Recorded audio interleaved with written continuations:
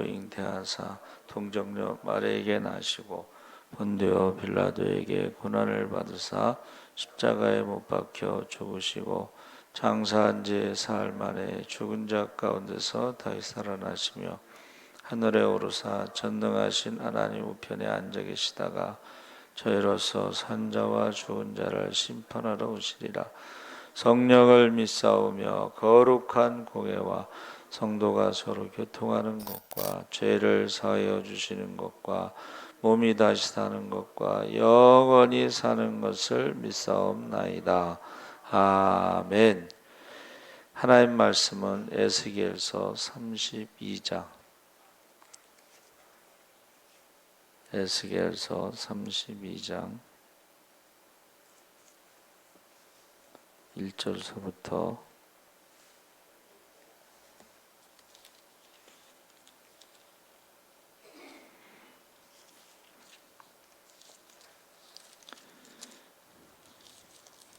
32장 1절서부터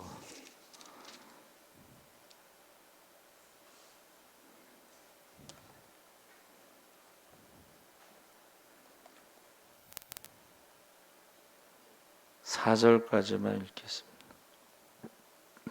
32장 1절서부터 4절까지 다 같이 읽겠습니다.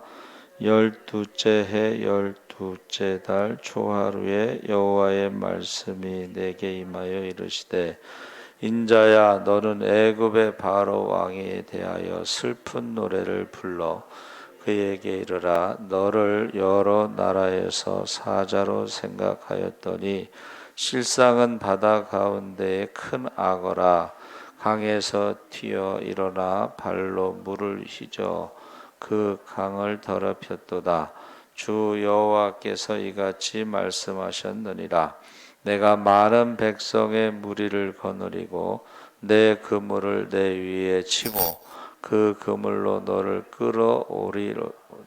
내가 너를 무태 버리며 들에 던져 공중의 새들이 내 위에 앉게 할 것이며 온 땅의 짐승이 너를 먹어 배부르게 하리로다. 아멘. 할렐루야.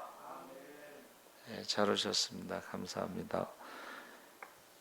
애굽에 대한 애가라는 제목인데, 애가라는 말은 슬픈 노래라는 거죠. 자, 우리가 하나님이 살아계신 증거가 여러 가지가 있겠지만 가장 기본적인 것은 하나님의 말씀 예언이 성취되는 것인데, 그 하나님의 말씀 예언이 역사 속에서 성취될 때에 하나님이 살아계시구나 하는 것을 알 수가 있습니다. 그래서 애굽에 대한 애가는 애굽에 대한 하나님의 심판을 예언을 말하는데, 그것이 역사적으로 성취되는 것을 보고 사람들이 하나님을 두려워한다. 그러니까 애굽은 지금으로 말하면 미국이에요. 근데 미국이 하나님의 심판으로 하나님의 예언된 말씀대로 심판받았을 때에 다른 나라들이 하나님을 두려워한다. 그런 내용인데, 지금 에스겔 32장 우리가 읽은 말씀의 1절에 12째 해 12째 달 초하루에 주신 애굽의 심판에 대한 예언의 말씀이라. 그래서 여호야긴이 포로로 끌려온 지 12째 해라는 말인데, 이것은 주전 586년입니다. 그래서 여기서 예루살렘이 멸망한 해 같은 해 12째 달 초하루는 예루살렘이 함락된 것이 586년 다섯 번째 달이니까 예루살렘이 멸망하고 6개월 뒤에 애굽의 멸망에 대한 예언을 했다는 거예요. 제가 왜 그 애굽에 대한 예언을, 멸망에 대한 예언을 했을까? 70년 후에 돌아온다. 그걸 믿지 않았잖아요. 그렇죠? 그것처럼 애굽이라고 하는 나라는 그 당시에 하나님보다 이스라엘 백성들이 더 의지했던 나라. 우리가 생각할 때 절대 무너지지 않을 것 같은 나라에 대한 멸망을 지금 예언하신 거예요. 이제 바벨론 포로로 잡혀갔어요. 근데 애굽이 멸망한다는 예언을 들었어요. 그래서 무슨 말이냐면 우리가 의지했던 것, 여러분, 저와 여러분이 의지했던 그 애굽이 무너진다는 뜻이에요. 의지했던 그것은 우상이 되는 것입니다. 그 우상은 무너진다는 것을 지금 역사적으로 증명하신 거죠. 그래서 애굽에 대한 예언을 담은 에스겔서는 29장에서 32장까지인데 5번이나 애굽에 대해서 너희가 그렇게 의지했던 애굽이 역사적으로 무너지고 많은 사람들이 두려워할 것이다. 이걸 5번이나 예언하는데 29장에서 32장까지 29장 1절 열째 해 열째 달, 30장 20절에 11째 해 첫째 달, 31장 1절에 11째 해 셋째 달, 32장 1절에 12째 해 12째 달, 32장 17절에 12째 해 어느 달. 그래서 예루살렘이 바벨론에 의해 포위되고 함락이 되는 급박한 시점에 너희가 그렇게 의지했던 애굽이 무너진다는 거야. 그래서 저와 여러분이 역사를 통치하시는 분은 하나님이시다. 그러니까 하나님이 다스리시는 거지. 여러분, 하나님이 역사를 다스리시는 거지 애굽이 힘이 있어서 세상을 다스리는 게 아니다 하는 것을 지금 보여주시는 거야. 그래서 애굽의 첫 번째 죄에 대해서, 두 번째는 애굽에 대한 하나님의 심판에 대해서, 세 번째는 애굽을 심판한 애가를 지어 부르게 한 목적이 무엇인지를 말해주고 있습니다. 애굽의 죄가 무엇인가? 2절에 애굽의 죄 문제를 다루기 위해서 애굽이라는 나라가 어떤 나라인가, 어떤 죄를 범했는가. 그래서 애굽이 지금 어느 나라예요? 이집트죠. 이집트. 근데 이제 히브리어는 성경에 미츠라임이라고 나와 있어요. 그러니까 이집트에 대한 역사서들을 전부 지금 편집해 보니까는 마네스부터 알렉산더 대왕까지 모두 30개의 왕조로 구분되어 있다. 그래서 고대 왕국, 중간 왕국, 신왕국. 그래서 역사가들은 애굽의 역사를 30개의 왕조로 구별하는데, 여러분, 애굽은 세계 4대 문명의 발생지 가운데 하나로 고대 세계에서 찬란한 문명을 이룬 나라 가운데 하나입니다. 그래서 성경에 노아 홍수 후에 노아의 세 아들 셈과 함과 야벳으로부터 오늘날 전 인류가 구분되었는데, 창세기 10장 6절에 그때 함의 자손이 구스와 미스라임과 북과 가나안이다. 여기서 미스라임이 애굽의 옛 이름이고 히브리어로는 미츠라임이라고 해서 양수 형태로 되어 있다. 쌍수. 히브리어는요, 하나 하면 단수, 손, 2개면 양수, 쌍수, 그 다음에 2개 이상은 복수라고 되어 있어. 근데 애굽이라는 나라 미츠라임이 뭐라 그랬어요? 양수, 쌍수로 되어 있어. 그러니까 애굽은 2개의 나라다, 이런 뜻이에요. 2개의 나라라는 것은 나일강 상류의 상부 이집트와 하류의 하부 이집트로 구성되어 있다. 애굽의 위험을 비교하기를 당시에 가장 발달한 문명을 가졌던 메소포타미아의 아수르와 비교하고, 성경에 에스겔서 31장 3절에 볼지어다 아수르 사람은 가지가 아름답고 그들의 숲은 그늘 같으며 키가 크고 꼭대기가 구름에 닿는 레바논의 백향목이었느니라. 그래서 티그리스 유프라테스 강의 메소포타미아 문명을 꽃피운 아수르의 백향목에 비유하고 있습니다.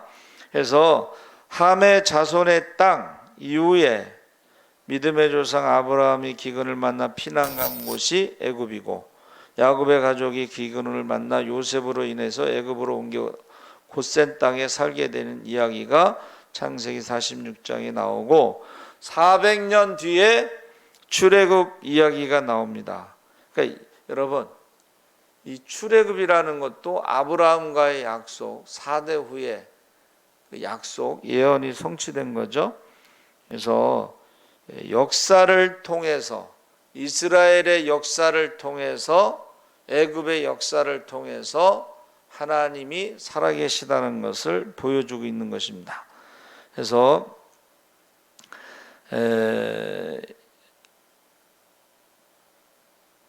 애굽의 죄를 지적하면서 어떻게 이 나라가 황무하고 미약한 나라가 될 것인지 예언하고 있고, 그 심판의 내용이 에스겔서 29장에서 32장까지 묘사되어 있습니다. 그래서 우리가 32장 2절서부터 15절에 애가 형식으로 되어 있다. 애가는 슬픈 노래, 키나인데 키나라는 말은 죽음을 애도하는 노래, 장송곡. 영어로 번역하면 엘레지. 어디서 많이 들어봤죠? 엘레지의 여왕이 누구예요? 이미자. 그러니까 엘레지의 여왕이라는 말은 슬픈 노래의 여왕이라는 뜻이에요. 슬픈 노래. 애가의 여왕, 엘레지. 우리나라에서 자주 사용되는 장송곡. 이 슬픈 노래에 대해서 16절에 이는 슬피 부를 노래이니 여러 나라 여자들이 이것을 슬피 부르며 애굽과 그 모든 무리를 위하여 이것을 슬피 부르리로다. 내용이 거기 2절에서 15절에 나와 있고, 이것이요 영어 성경에는 노래라고 하는 것을 알 수 있도록 일정한 운율에 맞추어져 기록되어 있다. 영어 성경에는 이렇게 들어가 있어요, 가사가. 그래서 애굽이 어떤 나라인가, 그 죄가 무엇인지를 이미지로 표현했는데 2절에 인자야 너는 애굽 바로 왕에 대하여 슬픈 노래를 불러 그에게 이르라 너를 여러 나라에서 사자로 생각하였더니 실상은 바다 가운데 큰 악어라. 강에서 튀어 일어나 발로 물을 휘저 그 강을 더럽혔도다. 그러니까 애굽이 그 당시에 사람들이 생각할 때는 밀림의 왕 사자로 본 거예요. 사자. 이거를 이제 우리 신앙생활에 적용하면 남들이 볼 때는 사자와 같은 무슨 용맹스러운 사람으로, 신앙의 사람으로 볼 수 있다는 거예요. 다윗과 같이 용맹스러운. 근데 실제는 그게 아니고 바다 가운데 큰 악어라. 이 악어라는 말이 히브리어로 탄닌 또는 탄림이라고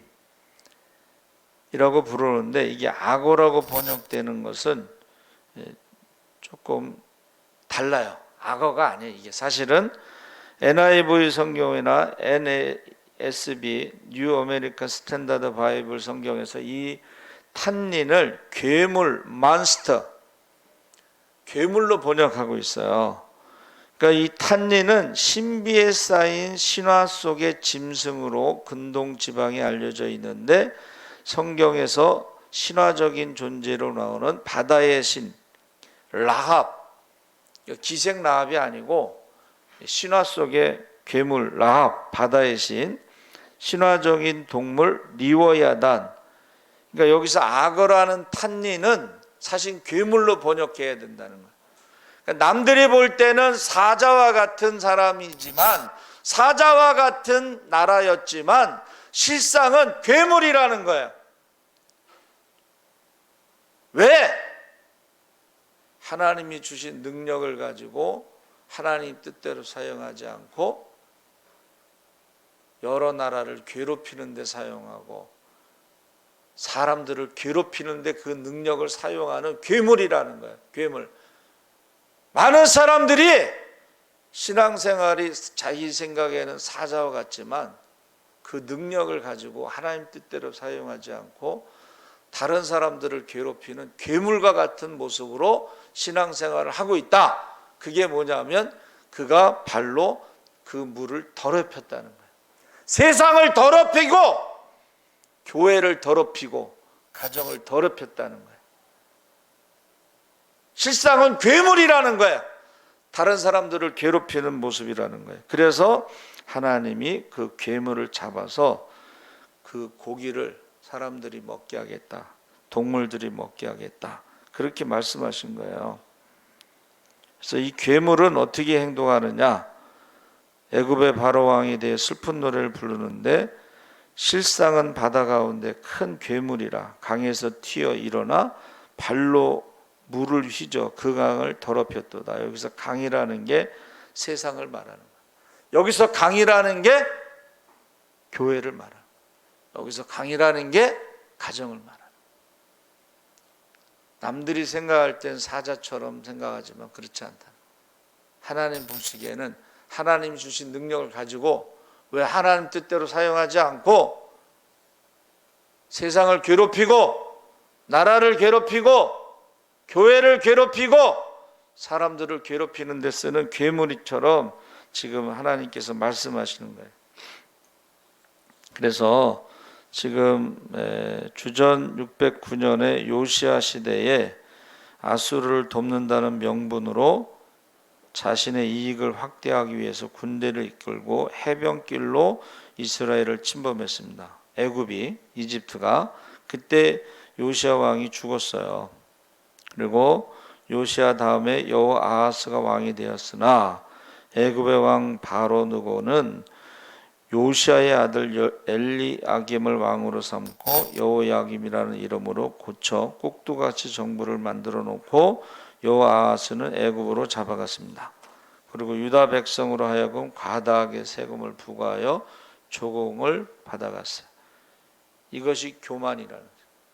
애굽의 이런 죄 32장 12절에 교만이 뭐냐면 하나님을 인정하지 않고 모든 것이 자신의 능력과 지혜로 되었고 앞으로도 다 할 수 있다고 생각하고 다른 사람을 전혀 배려하지 않는 행동을 말하는 거예요. 다른 사람에 대해서 배려하지 않는 행동, 이게 교만인데 이게 괴물의 특징이라는 거예요. 신화에 나오는 괴물의 이미지를 묘사하고 있습니다. 괴물이 강에서 튀어 발로 물을 휘저 그 강을 더럽히듯이 자신의 힘을 믿고 교만하게 행동하여 그 주변을 더럽히고 휘젓고 애굽은 나일강과 하나님 주신 풍요로운 자연환경으로 인해서 부유하게 되었는데 하나님이 주신 축복이에요. 그러니까 이 4대 문명은 강을 중심으로 찬란한 그 문화를 꽃피운 것은 하나님 축복인데 그 축복을 하나님 뜻대로 사용하지 않고 사람을 괴롭히는 데 사용하고 있다는 거예요. 그러니까 이거를요 우리의 개인적인 신앙에 적용을 시켜야 돼. 혹시 나는 하나님이 주신 축복, 그 축복을 가지고 다른 사람을 괴롭히는 데 쓰지 않는가? 다른 사람을 판단하는데 비판하는데 이 똑똑한 사람들이 그렇게 잘하잖아요. 그렇죠? 똑똑한 사람들이 지적질을 잘하죠. 근데 이거는 하나님 보시기에는 축복한 것을 그 똑똑한 것을 남들 괴롭히는 데 사용하는 괴물의 모습이라는 거예요. 자, 저와 여러분 어떤지 한번 살펴봐야 돼요. 우리는 어떤가?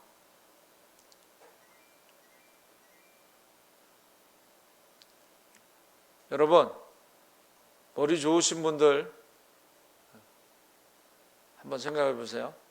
다른 사람들 잘못한 거 콕콕 지적하고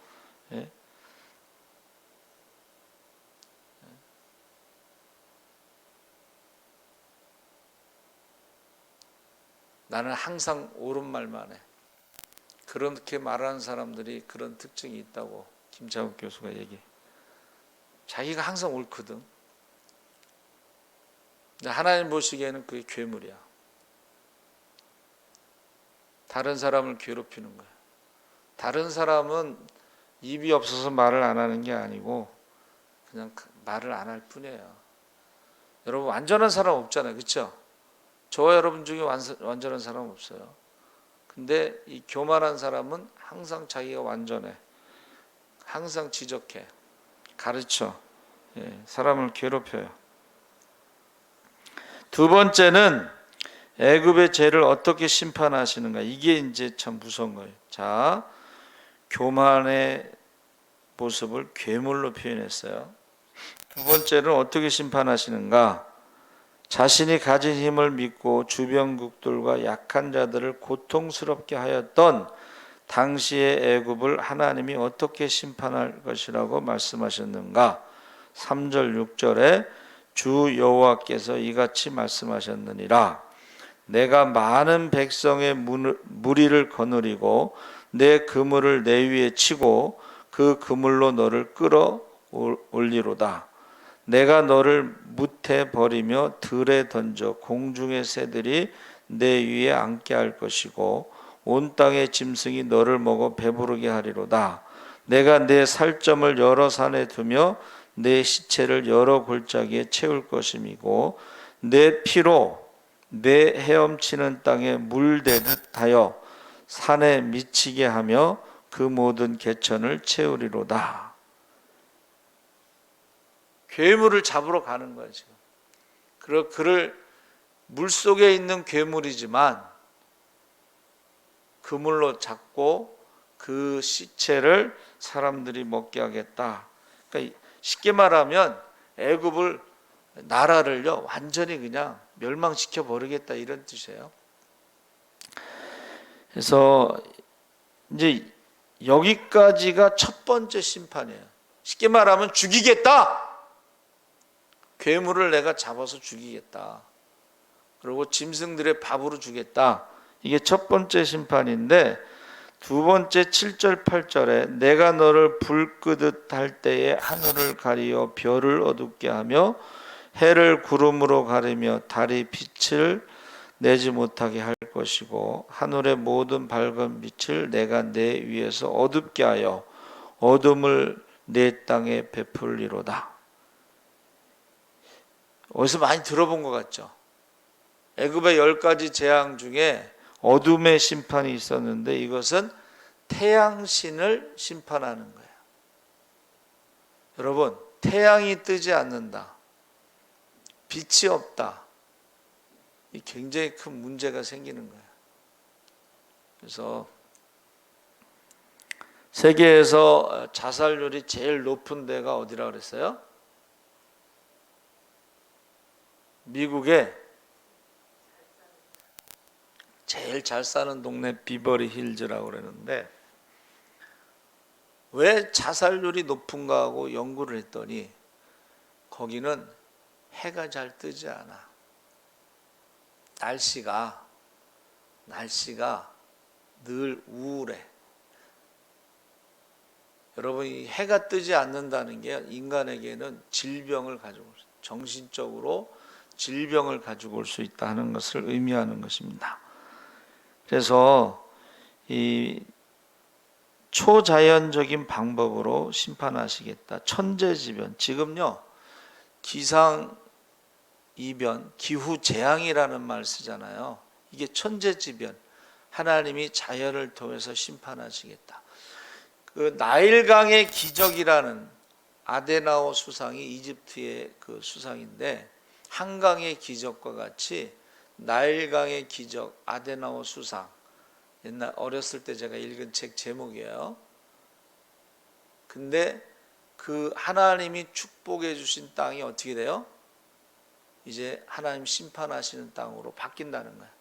자, 첫 번째 심판은 죽이는 것이고 두 번째 심판은 너희에게 주었던 그 자연적인 축복을 거두신다는 거예요. 그래서 9절 10절에 보니까 내가 내 패망의 소문이 여러 나라 곧 내가 알지 못하는 나라들에 이르게 할 때에 많은 백성의 마음을 번뇌하게 할 것입니다. 내가 그 많은 백성을 너로 말미암아 놀라게 할 것이고 내가 내 칼이 그들의 왕 앞에서 춤추게 할 때에 그 왕이 너로 말미암아 심히 두려워할 것이며 내가 엎드러지는 날에 그들이 각각 자기 생명을 위하여 무시로 떨리로다. 자, 힘을 자랑했던 나라가 어떻게 해요?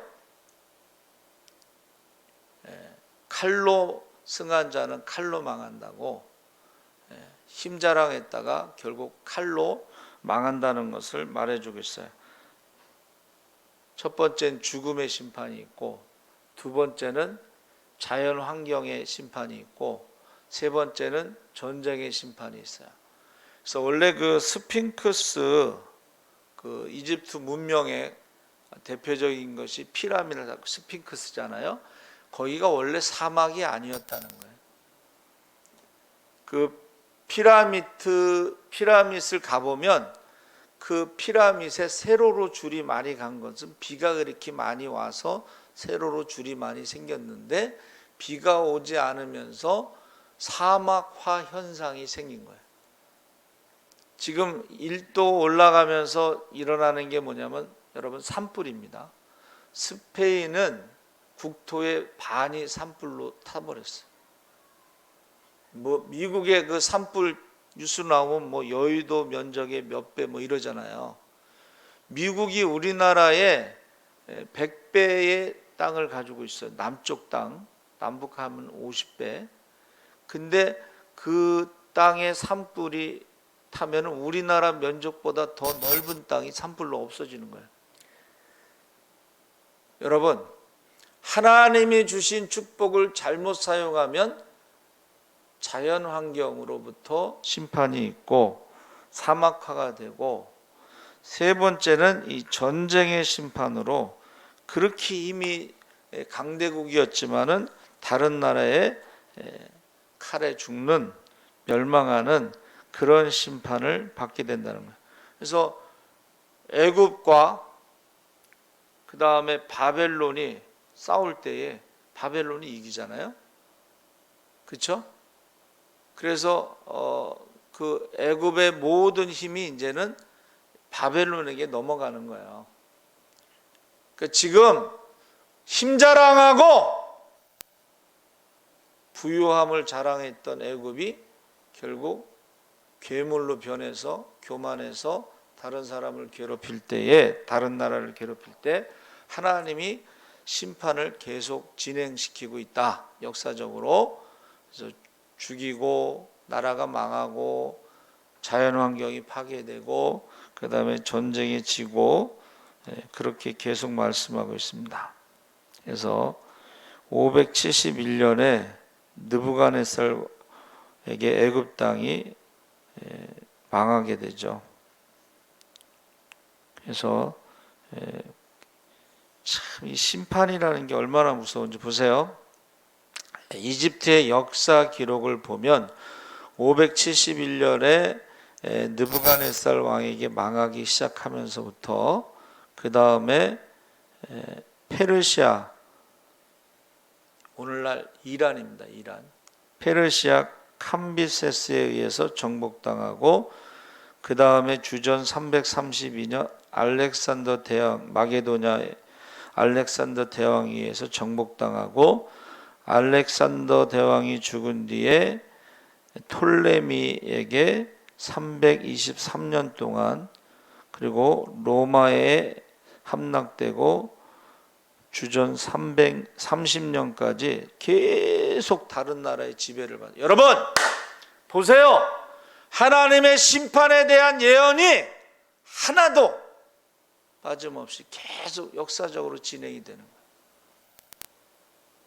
그래서 사람들이 생각할 때 하나님이 무섭구나, 하나님이 살아계시구나, 그들에게 준 축복을, 능력을 하나님 뜻대로 사용하지 않았을 때에 역사적으로 로마의 지배를 당하고 후에는 이슬람이 지배하고, 근세에 와서는 이집트가 프랑스의 나폴레옹에 의해서 침략당하고, 그 다음에는 영국의 식민지가 됩니다. 이집트가 지금까지, 그러니까 독립한 지가 얼마 안 돼요, 이집트가.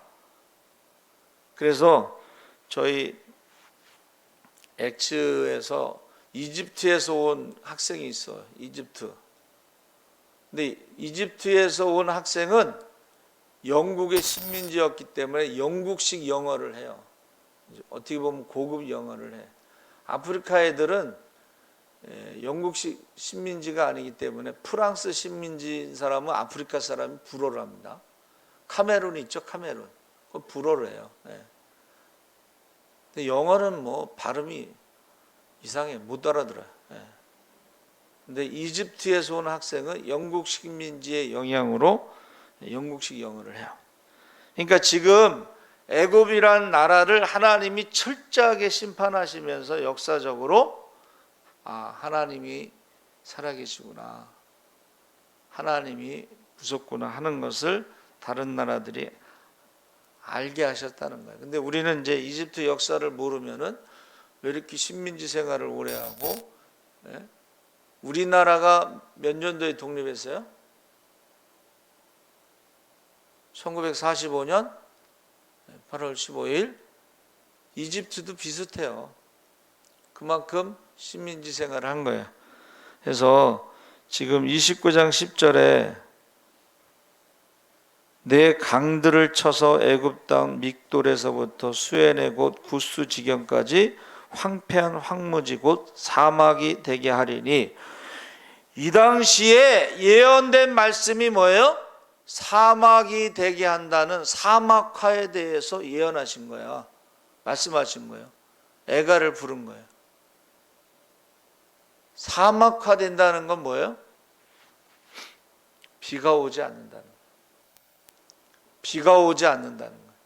그래서 애굽의 그 나일강 그리고 고센 지역에 이집트 이제 이스라엘 사람들이 고센 지역에 400년, 430년 동안 있었던 것은 거기가 비옥한 땅이고 목축하기에 좋은 풀이 많기 때문에 그런 거예요. 근데 사막화 되리라, 사막이 되게 하리라. 사막화라는 것은 요즘 우리가 만든 말이고, 사막이 되리라는 것은 하나님의 예언된 말씀이 그대로 성취된 것입니다. 그렇게 될 것이라고 생각한 사람은 거의 없겠죠.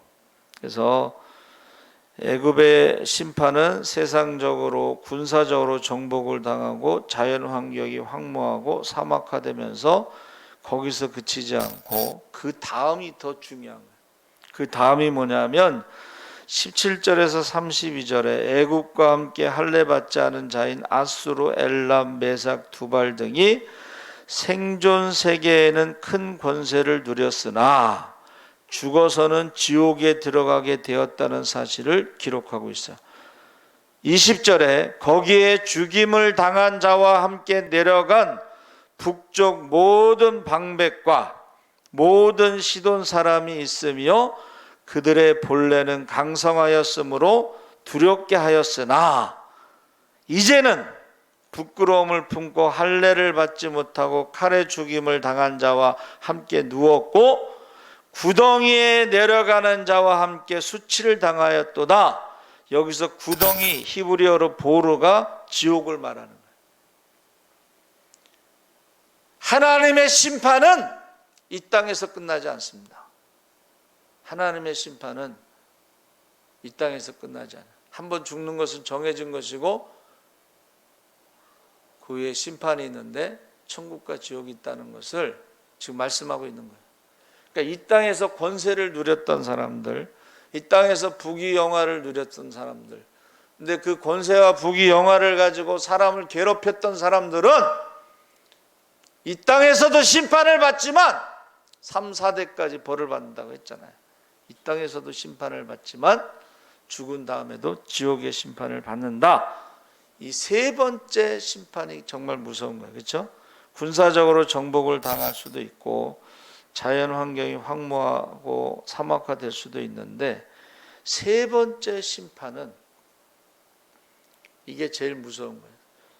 요즘에 제가 기도하는 게 뭐냐면 예배드리지 않는 성도들이 지옥에 가지 않도록 기도하고 있어요.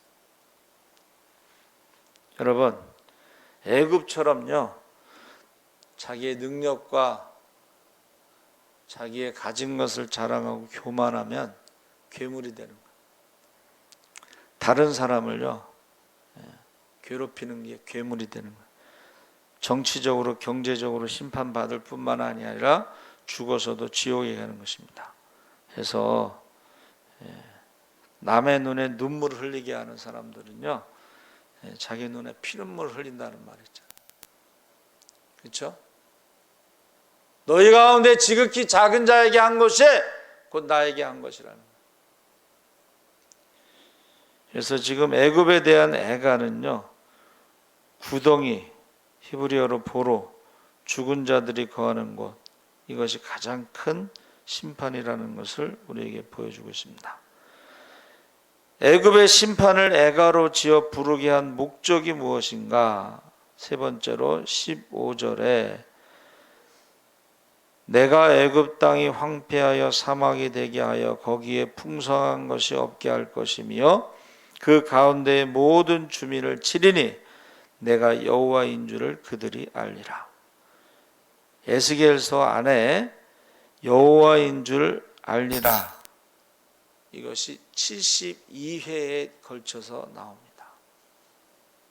그러니까 이거는 하나님의 애굽을 심판하시는 것을 보고 하나님이 어떤 분이라는 것을 알게 되고, 하나님이 온 세상을 통치하시는 분이시고 말씀하신 것을 반드시 이루시는 분이시고, 특히 이 슬픈 노래를 지어서 그것을 영원히 기억하게 하신다는 거예요. 애굽을 심판하신 목적, 애굽의 애가를 부르게 하신 목적이 뭐예요? 기억하게 하신. 그러니까 여러분, 지금 이집트가 최근까지 영국의 식민지였다는 것을 기억하면서 하나님 심판이 무섭구나 하는 것을 알게 되죠. 그래서 요즘에요, 왕따, 괴롭힘, 유치원에서도 왕따가 있대. 유치원 애들이 귀엽잖아요. 근데 걔네들 세계에서도 왕따가 있대. 중고등학교, 대학에도 왕따가 있고 직장에서도 왕따가 있습니다. 이 땅에서 이게 지나갈 수 있어요. 이 왕따로 끝나는 게 아니라 결국 죽잖아요. 사람을 죽여. 이번에도 공군 결혼식 혼인신고 날 자살했어요. 근데 이것을 조사를 안 했어. 계속 신고 들어갔는데. 나는 왜 자살했을까? 군대 총도 많은데 가서 쏴 죽여버리지. 그 생각을 했어. 우리나라 사람들이 너무 착해요. 이스라엘은 뭐가 있어요? 고엘 제도가 있잖아요. 고엘이 뭐예요? 원수를 갚아주는 거예요. 그러니까는 사울이요, 기브온 사람들을 죽였잖아요. 그랬더니 기근이 3년 동안 비가 오지 않아서. 그래서 왜 비가 안 오냐 그랬더니 사울이 여호와의 이름으로 여호수아가 기브온 사람과 약속을 했는데 그걸 지키지 않아서 죽였다는 거야. 그러니까는 이제 그러면 우리가 어떻게 보상할까 그랬더니 이거는 돈으로 해결될 문제가 아니라는 거예요. 하나님의 이름으로 약속을 했기 때문에 사울 집안에 있는 사람들을 우리에게 넘겨주면 우리가 그들을 목을 매달아 죽이겠다. 그래서 결국은 사울 집안의 사람을 7명인가를 내줘요. 그리고 목을 매달아서 죽은 다음에 비가 내리기 시작했어요. 그 비가 내릴 때에 그 여인이 그 아들들의 시체 위에 비가 내리는 것을, 비를 맞으면서 동물들이 그것을 먹지 못하도록 지켰다. 그래서 나중에 다윗이 그것을 참 감동을 받아서 그 사람들의 시체를 묻어줬다, 이런 내용이 나오잖아요. 그렇죠? 여러분, 이스라엘 사람들이요, 고엘이라는 거, 원수를 갚아주는 거예요. 우리나라 사람들은 너무 착해서 그 원수 갚는 일을 못해. 그냥 가슴에 묻고 상처받은 가족들이요, 나중에 알코올 중독으로 자살하고 막 그래. 우리나라 사람들이 착해요. 성경에는 원수 갚는 것은 하나님께 있다고 그랬는데, 원수 갚는 것이 하나님께 있다는 말이 뭐예요? 그게 고엘이에요. 가까운 친척이 기업 물을 자가 원수를 갚아줘야 돼. 그 원수를 갚아주지 않으면 사람들에게 욕먹는 거예요. 여러분, 지금요 제일 힘든 게 뭐예요? 세 번째 거를 말하는 거예요. 그 사람들이요 지옥에 간다고 얘기하고 있는 거예요. 여러분, 그래서 우리가 하나님 주신 축복을요 돈이든 지혜든 뭐 힘이든 간에 이거를 하나님 뜻대로 사용하지 않고 사람들을 괴롭히는 데 사용하는 사람들은 괴물, 교만한 거예요. 그 괴물을 하나님께서 심판하시는 거예요. 죽여버린다는 거예요. 그 살을 짐승의 밥으로 주겠다는 거예요. 칼에 죽는다는 거예요. 그리고 그 축복 땅이 이제는 황폐하게 돼서 사람이 살 수 없는 땅이 된다. 가장 무서운 것은 죽은 다음에 지옥으로 간다. 그렇게 말씀하고 있는 거예요. 이거를 애굽에 대한 애가로만 생각하지 마시고 우리의 신앙생활은 어떤가? 이게 사실은 제일 중요한 질문이에요. 사람을 괴롭히는 데 사용하는 괴물처럼 교만하게 사는 사람들은 그 사람들이 고통받은 만큼 그들의 기도가 상달돼서 하나님께서 원수를 갚아준다 그랬어요. 원수를. 그래서 애굽에 대한 애가는요 예언된 말씀이 역사 가운데 성취되었고 이 역사를 통해서 하나님이 온 세상의 역사를 통치하시고 한 국가의 흥망성쇠와 개인의 생사화복이 하나님의 손에 달려 있다는 것을 보여주고 있는 것입니다. 그래서 저와 여러분이 하나님을 두려워해야 돼요. 우리가 축복받는 거 좋아하지만 이 축복받은 것을 가지고 어떻게 사용하느냐를 하나님이 지켜보고 있다. 그러니까 하나님은 우리가 돈이 얼마나 많은가에 관심이 없고 그 돈을 어떻게 쓰느냐에 관심이 많아요. 그러니까 우리가 축복을 받기를 원하면 그 축복받은 것을 어떻게 쓸 것인가도 준비되어 있지 않으면 그 축복이 화가 될 수가 있어요. 그 축복이 화가 될 수가 있습니다. 이제 우리가 목회하다 보면 이제 큰 교회 가잖아요. 그게 이제 축복이라고 생각하죠. 근데 거기 가서 능력이 안 되면 거기가 무덤이 될 수가 있어요. 무슨 말인지 아시죠? 네.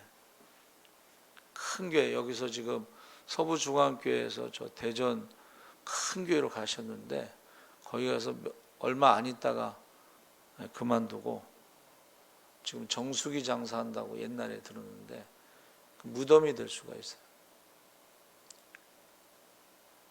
그 축복이라고 생각하지 말, 자기 능력이 없는데 큰 교회 가는 건 무덤 속으로 들어가는 거예요. 그래서 지금 이 땅에서는 넘어갈 수 있어요. 그렇죠? 이 땅에서는 넘어갈 수 있지만 그러나 하나님 앞에 가면 반드시 심판이 있고 지옥에 갑니다. 지금 우한폐렴을 수입해 가지고 교회 발로 노명 씌워서 예배를 중지시키고 정치적으로 경제적으로 고통을 받게 하는데 여기서 그냥 넘어갈 수 있어도 하나님 앞에 가서 심판이 있을 거예요. 그리고 여러분 잘 보셔요. 이제 관심 있게 보셔요. 그 자손들이 어떻게 심판을 받는가? 그 자손들이 어떻게 심판을 받는가? 관심 있게 보세요. 하나님께서 애굽만 심판하시는 게 아니라 모든 괴물, 자기가 가지고 있는 권력과 부와 명예와 이런 것들을 가지고 약한 자를 괴롭히고 직장 내 왕따 성추행 이런 거 드러나지 않은 게 얼마나 많겠어요. 그렇죠? 하나님께서 심판하신다는 것을 꼭 기억하시고 우리가 저와 여러분은 두렵고 떨림으로 구원을 이루시기를 주의 이름으로 축원합니다. 아멘.